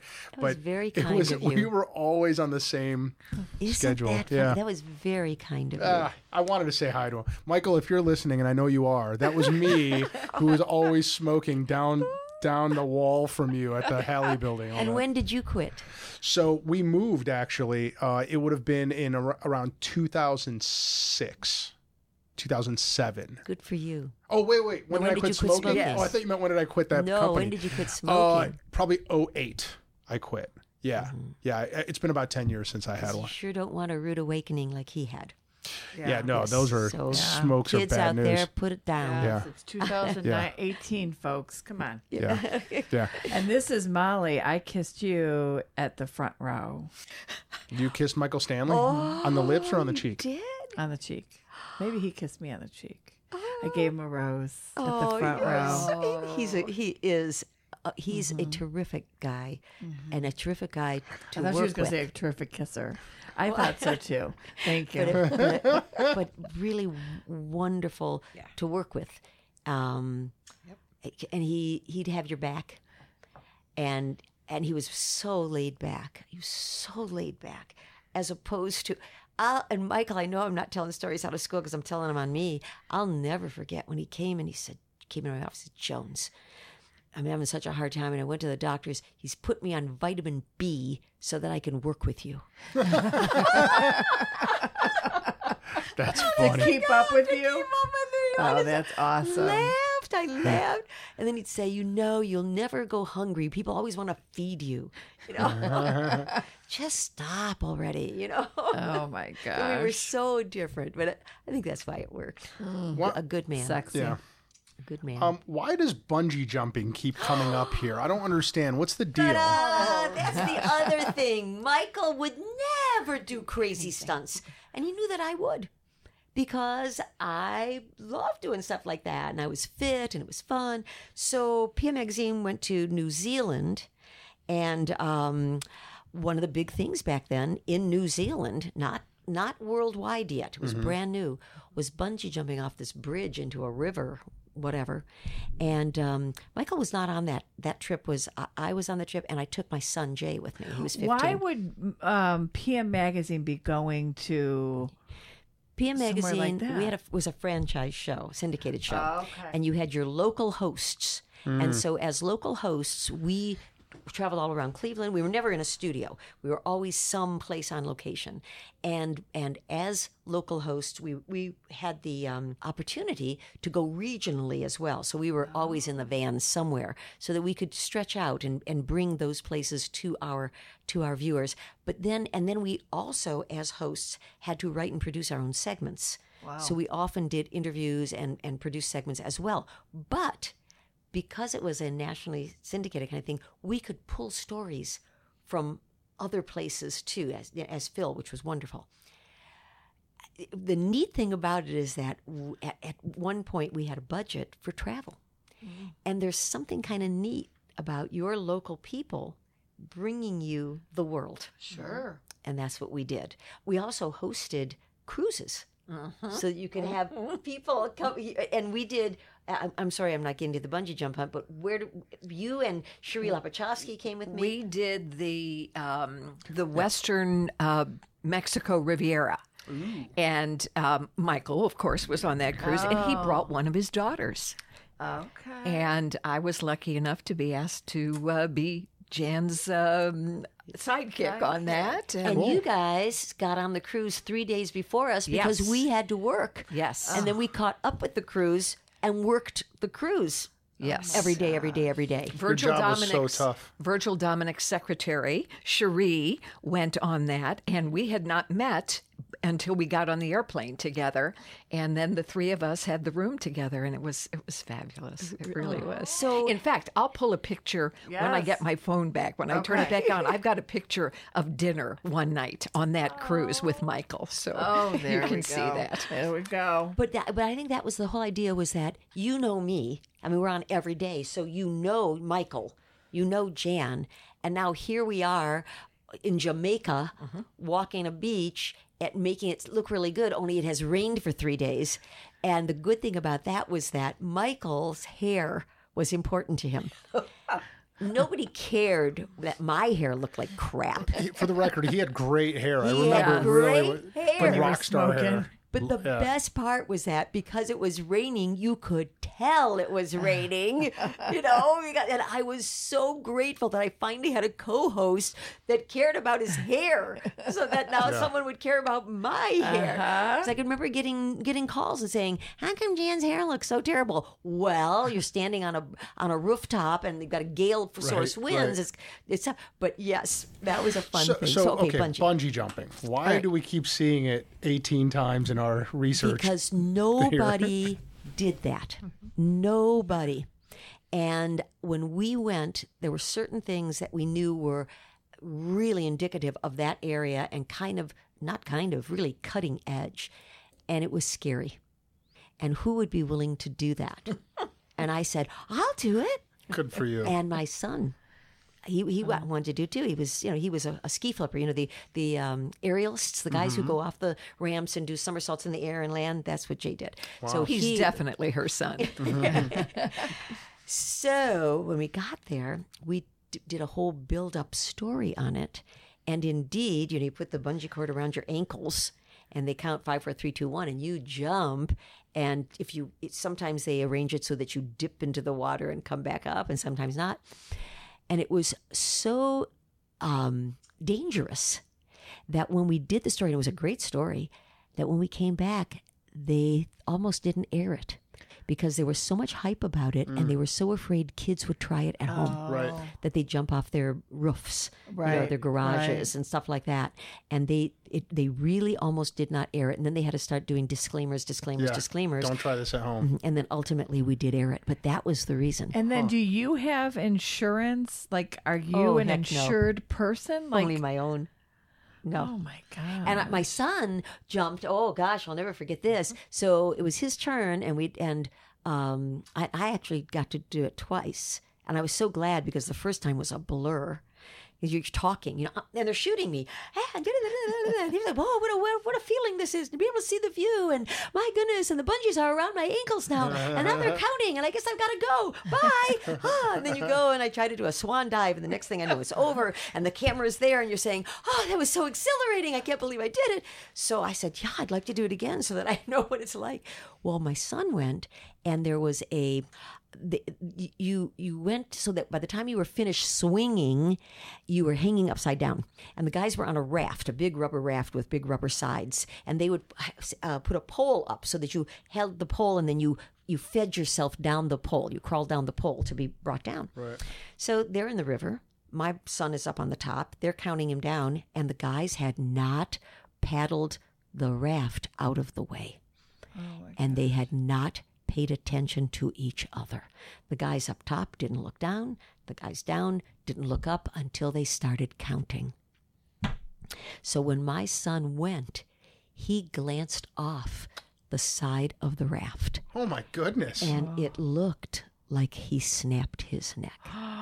Oh, my gosh. And I will tell you, I was down so fast to the bottom that when they brought him out, he said, "Mom, how'd you get down here so fast?" I jumped right behind you. Of course, they had, tested him out and had him move and everything else, and he was fine because he had actually caught his shoulder blade down into the water. Wow. And he was young and athletic. And I said, "Everything's good?" He goes, "Yeah, everything's good." And I said, "Would you like to do this again?" And he said, "Oh, Mom, I can't. It's too expensive." Because it was like $50 or something. It was too expensive. I said, "Oh, honey, they're not going to charge you for the next one." And the reason I wanted him to go again is because I wanted to make sure that his experience left him on an up note, right? Which it did. Oh my gosh, Molly, I'm gonna do some word association here. Crazy Horse Saloon, pole dancing. Jan Jones, right? Wow, I need. They go together in your mind. I need to know everything. There's about such an that. obvious connection there. My only question is, are there pictures? Well, I think we're about to find out, Jan. Pole dancing is really hard. So you went to the Crazy Horse and was taught how to pole dance by strippers? No. No? Oh my gosh. They prefer exotic dancers. No. It was my teacher. I was in an aerobics dance class. Oh, please forgive me. I cannot think of his name. To take a picture of the humility that is going on right here. No. Oh, darn it. He was, I can't think of his name right now. I'm so sorry. And you weren't in that class with me. He was such a great aerobics dance teacher, but he taught moves. I mean, real moves. And I didn't dance when I was a kid. So it really, you really had to learn. And it was supposed to be partially pole dancing. And I remember us girls, I remember us saying, we saying, come on, you're my grammar person, saying, well, are we ever going to be able to get on a pole? You promised that we'd have pole dancing as well as these great moves. All right. So how long ago was this? Oh my. Where you go, and you've got the down and the legs up. Folks, we're getting a visual. Alex is pulling out dollar bills. I used to go home and dance for my husband. I would go home and dance. I said, "Look at this move," but and I'm sure he kept saying, "Can we take the next class? Can I pay for your next class for you?" So finally, he lined up for us to go to the Crazy Horse Saloon in the morning, okay, and right after it had been cleaned, which was really neat because I worried, but it would be clean, and we'd be dance in the bar area. We'd do our sit-ups and our moves and everything else. And then we'd go to the pole. And he could do everything. Oh, he was so strong. But I have to tell you, we were black and blue. Black and blue, trying to, where you'd get up and you try to hold yourself and get your legs up. And then I couldn't go upside down. I had renewed respect for these women. Yeah, it's very athletic. How long ago was this, Jan? I don't know, 10, 15 years. I was old. I was old. The reason I ask is I had a client years. around then who considered the Crazy Horse to be like our satellite conference room, and but you're saying it was in the morning before, so we wouldn't. Okay, no, nobody was man. there. If I saw Jan Jones, God, on the pole. Oh, my we goodness. laughed and laughed and laughed. It was such a wonderful experience to be able to say that you pole danced. Any, you love doing all this stuff. Anything that you said, no, I'm not going to do that? No insects. Oh, Really interesting. no bugs. Are you afraid of bugs? I don't like them. Well, I don't even garden. Did the Columbus guy ever come? Oh, yeah. What was his The name? snakes and the animals. Right. Irwin, that did? No. The Columbus, The guy, Yep. Jack Hanna. Oh, yes. Jack Hanna from the Columbus And Zoo. even the guy, I'm trying to think, from Florida and from out here by Cedar Point. But no, yes. No bugs. Is there a story there? Did something horrible happen with insects when you were a kid, or No, just not just You'll not a bungee fan? jump. You just won't Not my touch a thing. spider. So here's another one. I was all set to jump out of an airplane. I really skydiving? wanted to. In fact, that's what led to the bungee jumping, because I didn't get to do the skydiving because Big Chuck and Little John were going to do the show with Michael and me. And Big Chuck and I were all for jumping out of the airplane. Little John and Michael said, "What are you, out of your mind? We will be on the ground making fun of you." We said, "Okay." So we set it all up, and because of time, we decided we would be strapped to the instructor rather than go up by ourselves, because you have to take a half a day lesson to go up by yourself, and we didn't have that kind of time. So we said, "Okay, we'll be strapped to the instructor." So we're all set, and I think we're supposed to do it on a Wednesday or something, let's say. And this was a company that went out and did these shows all weekend long. I get a call on Monday morning from one of the owners, and he says, "Jan, I don't know if you heard the news, but the fellow who you were to have been strapped to fell to his death this weekend. Oh my God. And we just want you to know we have it covered, because you'll be strapped to me, and we have someone else for Little John to do our story on Wednesday." And I said, "Oh, would you hold for a second, please?" You know how they say the blood in your veins turns to ice? Yeah. I was ice. I put him on hold. I got up from my chair. I think I was in a trance. I walked down the hall to my producer, and I told him the story. And I said, "I'm not afraid, but I don't think I can do this." Yeah. And we did cancel. Well, I don't And know. that's when the bungee jumping came up. I said, "I'm all in." I don't know on what planet they would think you would be willing to do that after just telling you that. Why wouldn't they just say he's unavailable? Yes. Right? Yes. Like, why would they think that anybody, parachutes after were- hearing their tandem partner Oh, my just die goodness. doing this, would want to do that? That's crazy. That's nuts. Oh, wow. Jan, Yes, Margot, yes, dear. are you guys ready for the lightning round? It's very exciting. Ooh. One other thing, though, our guest, Dr. Morse, and Jan Jones were in an episode together. Oh, is he the fisherman? Yes. Oh, he's I a think- trout fisherman. Yeah, I think he plays that at his Yes, he does at his, play it at his waiting office. room. Yes. Yeah, I've seen that. Such That's a right. classy gentleman. I love him. Classy He's the gentleman. best. Yes. He's the best. And he taught us. He taught Joel and me how to trout fish. We had Yes. The best part, though, is wearing all the outfits. Oh, yes. Wow, so we've actually on this show had two different guests of two friends of yours then. Yes. Because he was you'll have to go back and listen to some of our podcasts, Jen. Thank you. I will. Now that I know. That's You're right. pulling me into this century. Yeah.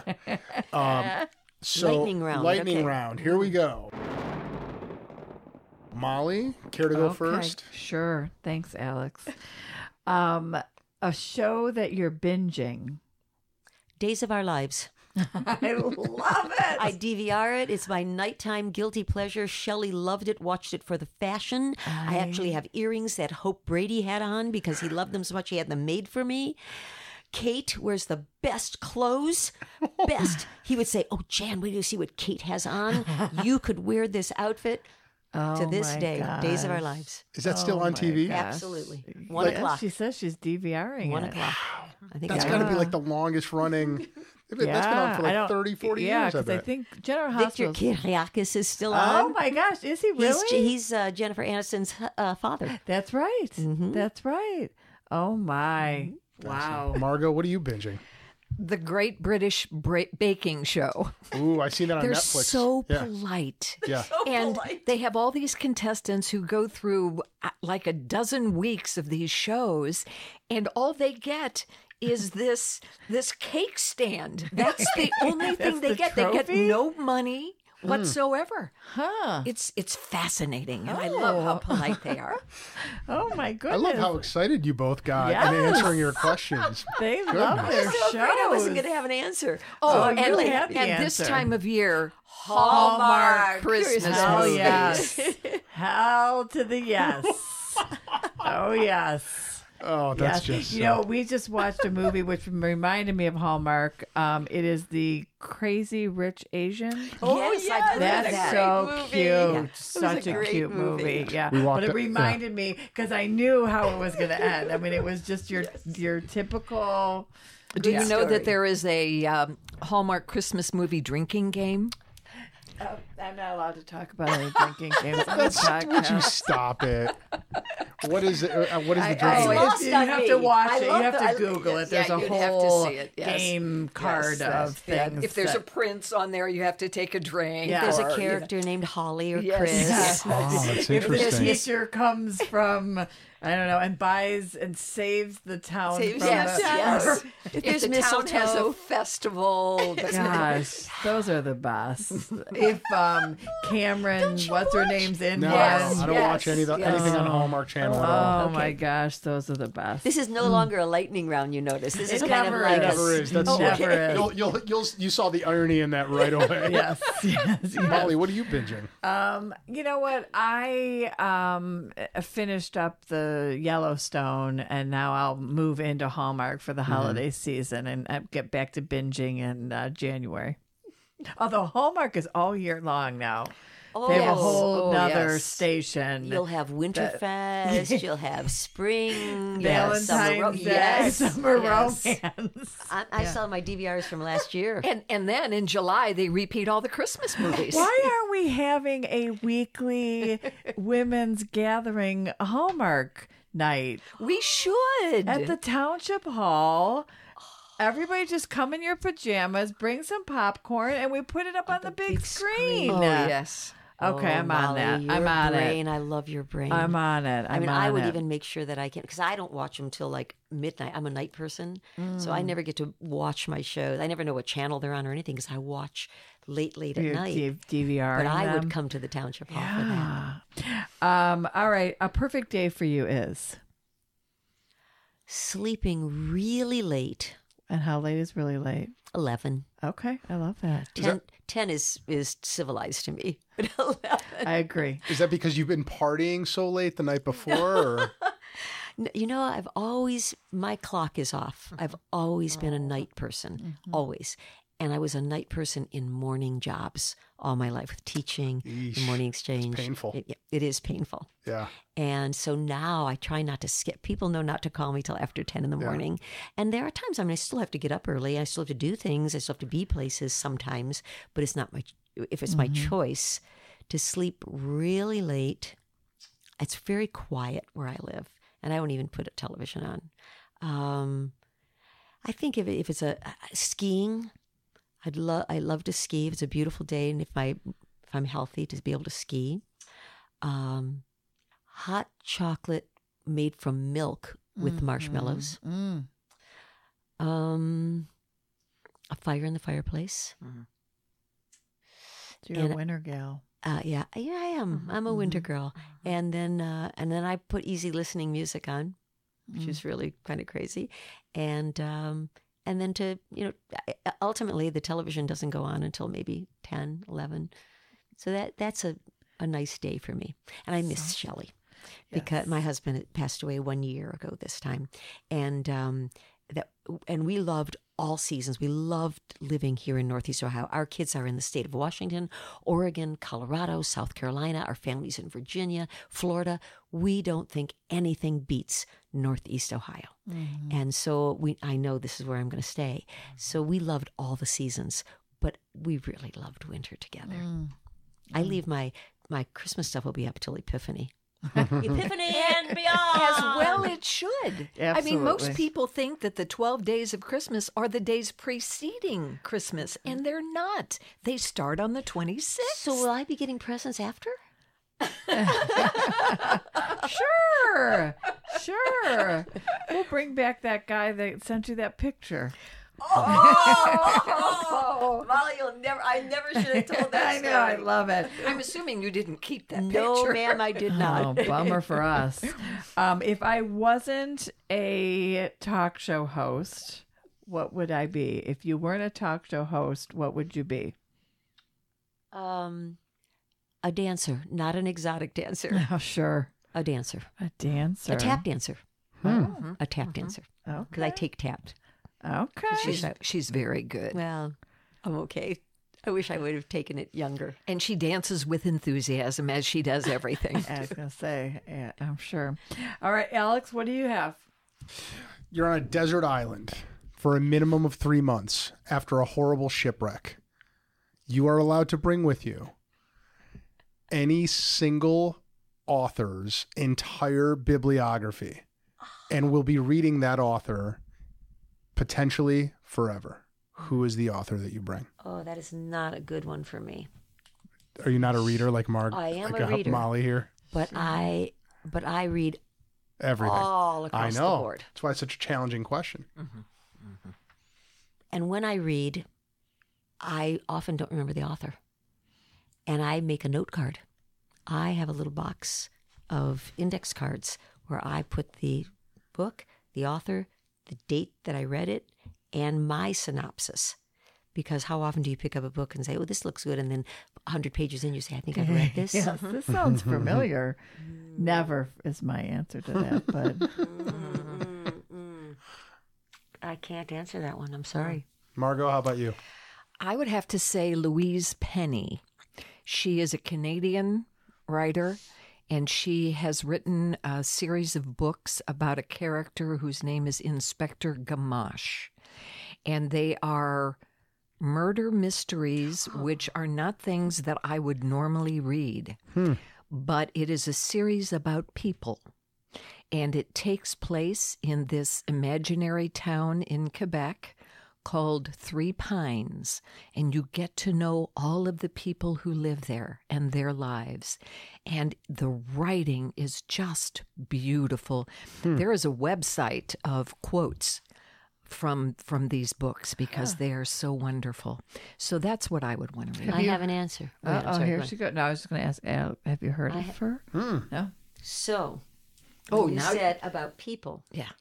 I love reading about people. I love historic fiction, really, is what I really love. So I guess I would have to choose Michener, wouldn't I? Ooh, James Michener. Good choice. Because I could read that forever. yeah. Yes. And those are big fat books, Big too. fat books, and you'll learn a lot. Yeah. So I would say Michener. Jan, Jan, same desert island, same shipwreck. Well, two separate desert islands for the two of you, two separate shipwrecks. But you're on the same desert island as a few minutes ago, and you may bring with you any single musician's entire discography. Who is the musician? Michael Stanley. Why, Delilah? Bum, bum, bum, bum, bum, bum, bum, bum. My,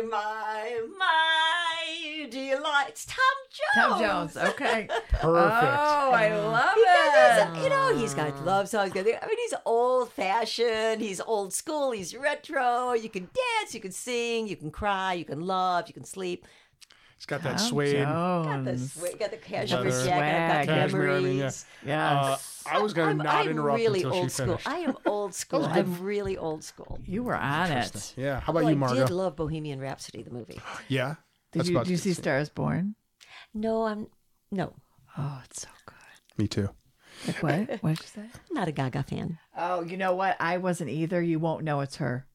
Oh, You will lose the fact that it's her. okay. Yeah. No, I don't like her past. Probably would like her now. I don't like her past. Yes, it so is, I can't buy into it.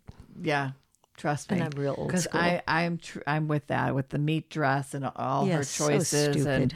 And I don't even I like really Bradley know much Cooper. of her music. No. But she's so good in it that you don't realize it's Lady Gaga thank at you. all. Thank you. Yeah. Okay. Give it a try. Give it a whirl. Tonight's $5 movie night. Margot? Well, Jan said she's old school. I'm much older school than that. My father was a musician, and he played big band stuff. He played saxophone, clarinet, yes. flute, oboe. I would have to say it would be Michael Bublé. Ooh, nice choice. because I That's thought you were now- going like Glenn I did too. Miller or No. something. Yeah. But I love the words of those songs. And on Apple Music, I get what is called the Michael Bublé Essentials, I think it is. And it's 4.5 hours of his music. And I take a 6.5 to 7 hour drive down to Virginia to visit my granddaughters. So I can start that, and then I have to get out once to get gas. And I'm sure I'm talking to Jan for a while as we're going, and calls home to my guy John, and maybe my son is available, and it'll take me all the way down there. Michael gets you there. Yes, it's love those it. songs that I What grew about up with. you? It's probably going to be Bob Dylan for me. Yeah, and Kurt Vonnegut would be my author. Yeah. Yeah. We were different paths. Yeah. Okay, Yeah. another question? Yes. What is the habit or routine that you do on a consistent basis that you've gotten the most mileage from? Happiness. Ooh, that's a good one. Happiness is absolutely a habit. Yeah. You choose to be happy. And just as you work at and do your bad habits over and over, you have to work at your good habits in order for them to become habits. And so I absolutely happiness. I love that. Jinx, Molly. Give me a Coke.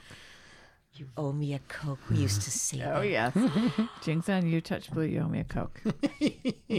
Margot? Well, I have to interject this because my history with Jan, she completely changed my life. How so? I was not raised with a very positive background. My mother tended toward depression, and that's how I learned. And when we became friends, our children were all very young, and we were such good friends. We would just hang out together, and we were together one day, and one of my children asked if they could do something, and I literally do not remember what it was. And I said no, because this is what I was told as a child, and we repeat our upbringing. And she called me on it. And she said, why? Why are you telling? And I don't know if it was my son or my daughter, but why are you saying no? If there's a reason, let Not in them front of know. them. No, Yeah, no. not in front of Let them know what it is. If not, let them do it. And I truly had the proverbial light bulb moment. And from that day on, every time I got to that point, I would stop. And you have to try on behavior before you can make it your own. And she taught me to be a positive person. And I am ever grateful to her for that. That's such a great comment. I had a very similar light bulb moment a few weeks ago with my kids. Yeah. So I, like you, Margot, anxiety, depression, rampant in my family on both sides, right?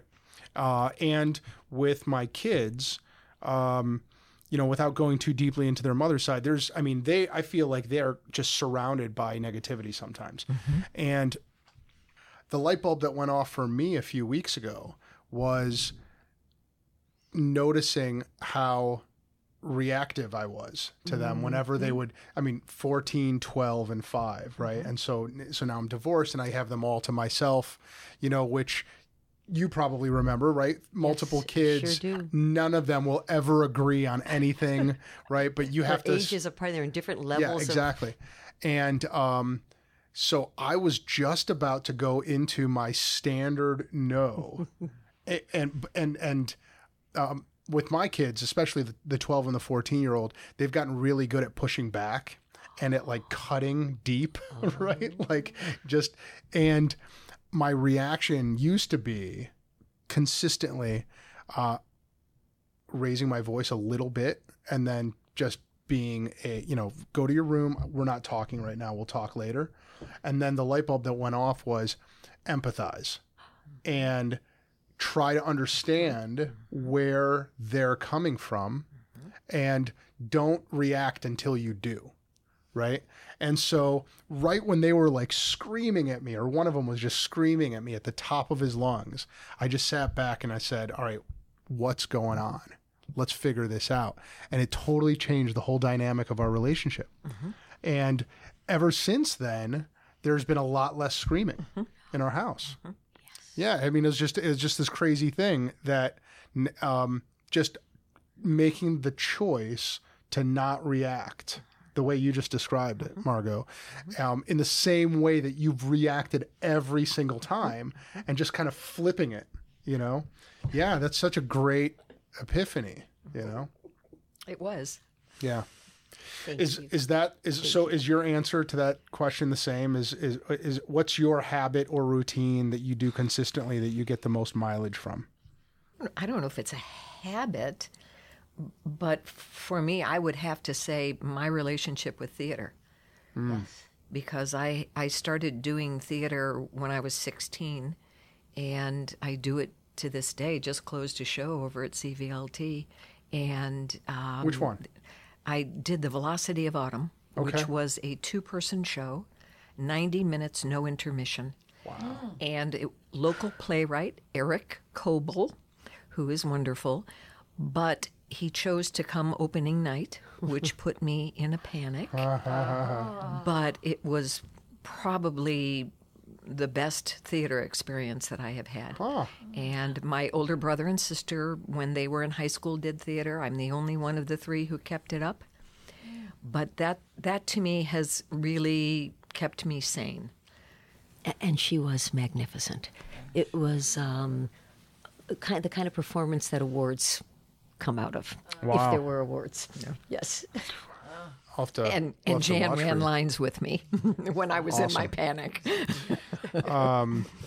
The final lightning round question, and my personal favorite: an embarrassing thing about yourself that no one else knows. See, everybody knows everything about me.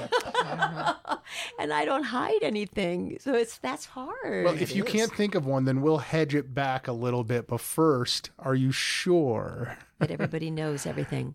I remember a cute story that would be embarrassing, and that was Margot and I always colored each other's hair forever. Saved a lot of money. All right. So she always colored my hair. And before Shelley and I were married, which means it's got to be like 27, 28 years ago, Shelley was over one day when you were doing it, and he was a surgeon, and he said, I could do that. And I said, really? Would you like to try? And he said, yes. So I got all the ingredients out and everything and knew how to do it. And he was in my little tiny kitchen in Sagamore Hills. And my then 15-year-old son or whatever he was sitting at my desk watching. And Shelley came over to color my hair.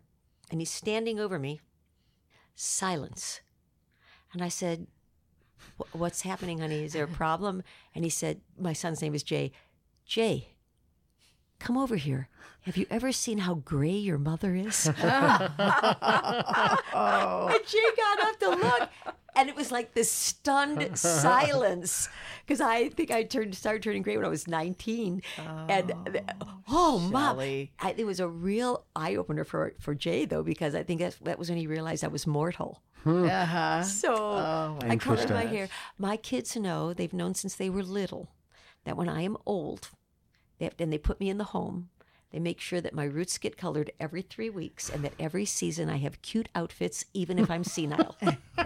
Do you still color each other's hair? No, No. we don't. Shelley did. For 25 years, Shelley colored my hair. Is that Oh, right? my Oh, gosh. yes. He Colored was my hair. awesome. Always did my hair. He And the was nice thing of awesome. having your husband do it is that you can do it at 11 o'clock at night. Right. You know, right. and then shower and go to no bed. appointment No necessary.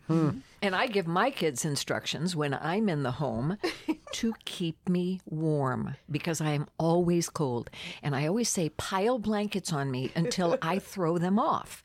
And then 10 minutes later, put them back on. And no peas. No peas. No peas, and keep me warm. Okay. And then I'll be happy. Okay. That might be a lightning round question. Yeah. What have would be terrible one toes. instruction? I have terrible looking toes. Yeah, that's 'Cause another I one, had huh? bunions See, now they're when really I was, coming out. When I was little, when I was young, I had bunions. I had to have bunion surgery, but at that time, and I used to think, oh, here I was in junior high having bunion surgery, and the girl next to me was getting her nose done. I thought, why couldn't I be getting my nose You done are instead an of old bunions? soul. Yes, I was. But at the time, they didn't realign the toes; they just scraped them, so all my toes were already crunched. But Shelley called them his little morels. They look like morel mushrooms. That's funny. I used to put a towel over them when I was young and went to the pool. And even in college, I was just to throw a little but now I don't. No, they're not. They're okay. They're you. They're you. me. Yeah. Their Margot, personality. what's an embarrassing thing about yourself that no one else knows? Well, I have to say this since you brought that up because my feet are far worse than Jan's, and I have had several surgeries on mine. And my feet, no, I always wear socks. I never wear any kind of a shoe that is open anywhere because I wear orthotics. And no one ever sees my feet. The only people who see my feet are my doctor and my massotherapist. That's it. That's it. I think this is going to be called the Ugly Toe episode, Molly. What do you think? Well, Jan doesn't even have her shoes on now, FYI. They're see 'em. coming out. What are you talking? Those are great looking toes. Compared to mine, they're Those are beautiful. great toes. Those are solid toes. I will say I'm barefoot all the time. Yeah, I am. Everything in my house is carpeted, even the kitchen, because we love that. Is your kitchen done? Oh, it was awful. I know. Yes. Done finally. Speaking of done, Are we done here? we're just about done. Why don't we go around the room here and say what Yes. we're working on here? That's what Margot, he'll are say, you right. working on any upcoming shows or anything like I that? am not because I did 3 in a little over a year. Okay, And take that a is a break. lot for me. And they were 3 big parts. Oh my. Good. Jan, what do you want to tell the kids at home? What are you working on? What are you throwing around the? Oh my. I wasn't sure what kind of things you were going to ask me, and so in order to jog my memory, of course, I brought my CV and photos, and I knew that you would laugh because it takes me. I started as a brunette, and so this These are like your headshots. this was for David and Lee modeling.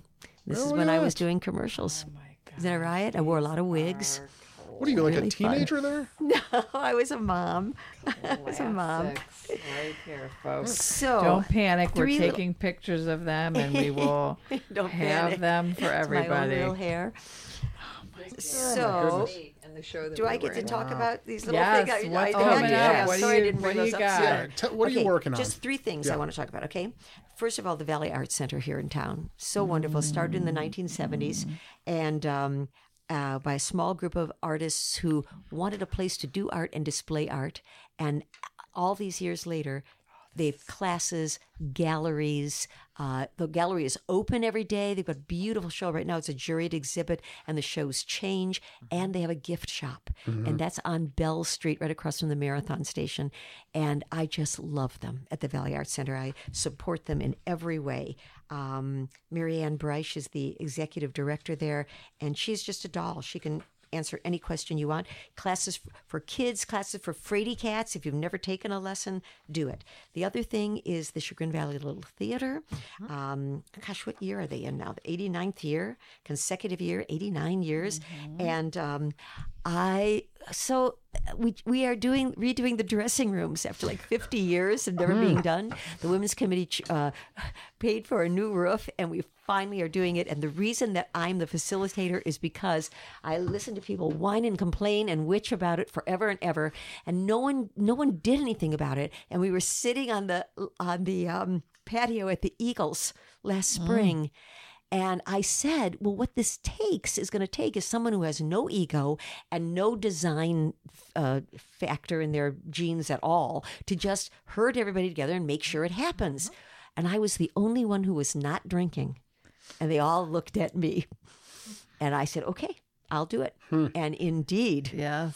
new floor. We gutted it to the studs. Yes. Today the mirrors went in. Oh my goodness. So Chagrin Valley Little Theater, and so much to offer. Shows for the kids, shows for the family, dramas, musical. The Little Theater, the Riverside, 65 seats, offers you other shows. The orchestra, the Chagrin Valley Symphony Orchestra, comes and does programs. The film festival uses it. Walk down River Street, pick up or go online, and there's going to be something there for you to enjoy. $87 is the subscription For the year. for the year. Yeah, That's crazy. So we're talking. So come on, folks. Come and get $15 for a musical. Cheaper than that, I think, for a drama. $13 for River Street For River Productions. Street, $13. And you feel, and it's small enough that you kind of feel like you're part of it. Yeah. Which really, and they've got gingerbread tea, ghost goblins for the children. As if you've got little ones or grandchildren, bring them over. It is well worth it, and I Murder by the love Falls. them. I do Murder by the Falls every She year. played a slut one year. A what? A slut. I've played a last year. slut. I've played a referee. I've played a seer. Yes, wonderful. And we want you. Come and volunteer. Come and try out. The last thing, and so important, is Life Bank. And Life Bank is the organ procurement organization in Northeast Ohio. And my darling Shelley was a double heart transplant miracle. He, I remember we were going to go skiing that winter, and he went in, he had a heart surgeries before, and we went in for an appointment, and they said, Shelley, there's nothing more we can do for you. And he was one of those guys who was like the first one who had a pacemaker or whatever, all sorts of implementation. He would say, just whatever you can do, keep me alive. If you keep me alive another year, you'll come up with something else. And that's exactly what they did until they couldn't anymore. And they said, we are asking you not to leave this doctor's appointment and to stay here at the clinic. We said, what are you talking about? We're going skiing next month. No, you're not. And I went home without him, and he waited 81 days until his name came to the top of the computer list. And that's the person who's most needy. That's how they go. It's all by computer. It is a myth that you can buy yourself the top. You can't. And then it was his turn, and they had a heart for him, and the heart didn't take. So science fiction, they took his heart out. He's open. They put the new heart in, and it didn't catch the beat. So they put pumps on the new heart to keep him alive for maybe 3 months. And Life Bank started calling, trying to find a heart close by, where they could get it to him fast enough. And were able to find something. Actually, we had to, the coroner, the county coroner, had to release a body because they were doing a autopsy, but the heart wasn't important to the autopsy, and they were able to get it in time to put it in Shelley. And of course, he was on ECMO, on machines to keep him alive for weeks. And it took months before he came out of that, which is not usual for transplants, but for him, because of the dire state that he was in. And that heart, which they had no expectations of, gave him 15 more years. And when he passed away, his strongest organ was his heart. He did not pass away from heart failure. So obviously I have, this personal connection, but I will tell you that one organ and tissue donor can save 8 lives and can help 50 other people in so many ways. It is a miracle. I'm looking to see now I'm looking at a page now, and I wish I had all of this real close in my heart to tell you. But our dream was that someday no one would have to wait for an organ to be transplanted, that there would be organs available, because everyone checks the box to be an organ donor. when you go to get your driver's license or go to the BMV tomorrow and tell them you want to be a donor, you will be treated. The person who is donating is treated with such respect, such beauty. The families, the Life Bank people treat the families with such admiration and awe that you know you are truly giving the gift of life. And it's a beautiful gift. There's a little saying, I have a t-shirt that says, don't take your organs to heaven. Heaven knows we need them here. So Life Bank, if you want to know more, just, Google it or call them. They are beautiful people. And I just encourage everyone to be an organ donor. Heaven forbid that you should ever have to face this. But wouldn't it be wonderful to right now check the box and never have to think about it? So that if anything happens, you and your family know that the plan. That is the plan for you. And I want to the myth that you are not saved during accidents is a myth. Absolutely. The fire and the police and the paramedics and the surgeons are going to do save your life, whatever they can, whether or not you're an organ donor. So don't be afraid. They don't even know. Yeah, don't be afraid that you're not going to get the best care at that particular moment, because that is not true. Absolutely not. Not until it is end Your of life. time. So those are the things that are near and dear to my heart. You're busy. In this town, I am a busy girl. Yeah. I love this community. I live in a neighborhood that has a 100-year-old neighborhood association. And I think to myself, how lucky I am to have had a normal life, a public life, a personal life, and a community life. And I think that's what keeps us going on so many different levels. I can't understand people who say, I have nothing to do. How can that possibly be possible? I will tell you that at night I am on my knees. I say my prayers. I teach Sunday school at St. Joan of Arc. We're together every Sunday. I see you. I wave at you on the way to communion. To have faith, to have something to believe in that's bigger than you, and that you know that your God believes in you. You believe in God and God believes in you, and that you can have a conversation and know someone's listening is a beautiful thing. To have family, to have friends.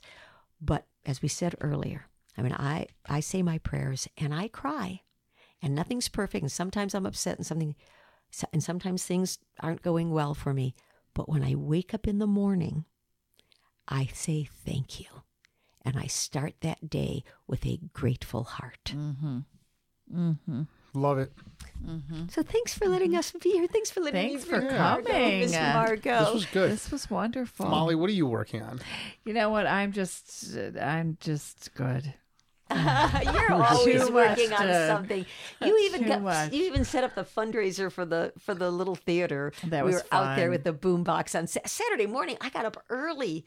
Was out there That's in right. 95-degree heat, That and was people were fun. bringing us cards That was a good for time. Home Depot to work because of Molly. Molly, Molly comes up with ideas. Yeah. Hallmark, that's what you're going to work on. You want to know what I'm working on? Yeah. Cover My Six for startups. Go to covermy6.com, folks. So you know what it is, ladies? It is a legal package for startup companies to get all their documents like customer agreements and employee handbooks and employment applications and all of their legal needs taken care of before they start doing business so that they stay out of court. So we just adapted this Cover My Six audit for bigger companies to startups, and it's going like gangbusters. So if you go to covermy6.com and you're a startup, you'll find a lot of use. And why is it called value. Cover My Six? That's a great question. Because this has Are there been 6 points that you have to there's fill six in? there's 6 areas of legal exposure that are covered, but it's also what I'm a military veteran, and so it's what we used to call cover my butt. 'Cause Yes. 12 o'clock, 3 o'clock, 6 o'clock. So if you watch like army movies or buddy cop movies, you'll always hear one of them say, "Hey, cover my 6," or "Check my 6, cover my 6." That's where that comes from. Oh, I think I'm going to use that. Yeah. May I? It means cover my butt. Thank you. Also means got keep my me out back. of got my back. Got my That's right. back. And keep me out of court. Yeah. If you go to covermy6.com, Cover My that's how you do Six. that. This has been awesome. Thank you, ladies. I hope I see you around the campus. Me too. Shelley always called this area around the Yeah. campus. Yeah. Anybody I love who's it. out there, come say hi. Say hello. Yeah. Say hello Well, and get a hug. I'm definitely gonna come and get my hug. Thank you guys for being on this show. This was awesome. Thank you you. for Right, Molly? I Thank loved you for it. asking. I did loved too. it. I did loved too. it. Folks, thanks for tuning in, and we will catch you next time. Choose happy.